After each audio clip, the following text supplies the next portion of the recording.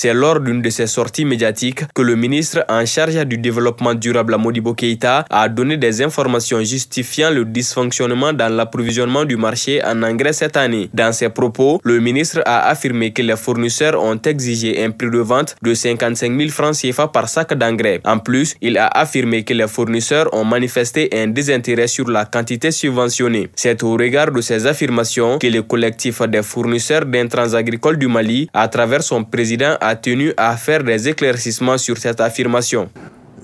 Pour ce qui concerne le désintérêt dont a parlé M. le ministre, je trouve que ce n'est pas les fournisseurs qui ont manifesté un désintérêt. Habituellement, en termes de volume, la quantité subventionnée en engrais minéraux porte sur environ 90% des volumes d'intrants distribués aux producteurs.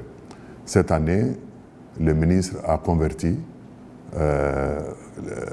les engrais minéraux en engrais organiques, soit 91% dédiés à la fertilisation organique et seulement 9% aux engrais minéraux. Comment s'étonner que les fournisseurs qui habituellement travaillent sur les engrais minéraux constituent des stocks importants d'engrais, alors qu'en face, il n'y a que 9% de volume exprimé, contrairement aux autres années.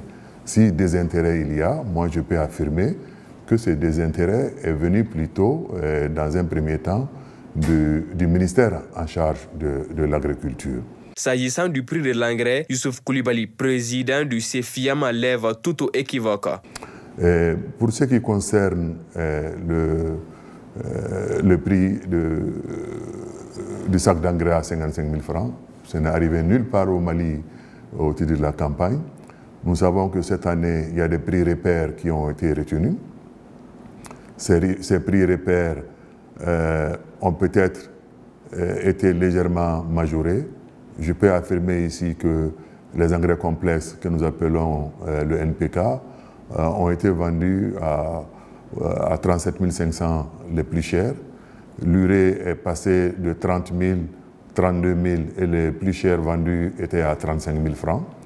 Et le DAP qui avait été fixé à 42 000 francs n'a pas été très utilisé et le P qui a été utilisé a oscillé entre 42 000 et 40 000 francs CFA. Sur le paiement des subventions des fournisseurs, le président Youssouf Koulibaly affirme qu'ils sont toujours à l'attente de 3 à 4 ans d'arriérés de paiement.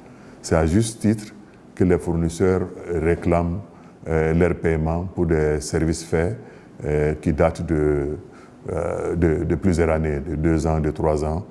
Alors, j'ai entendu également dans les propos de M. le ministre que nous avons, nous fournisseurs, exigé le paiement des subventions de 2020 et de 2021. Je peux affirmer sans me tromper qu'en 2020, il n'y a pas eu de subvention.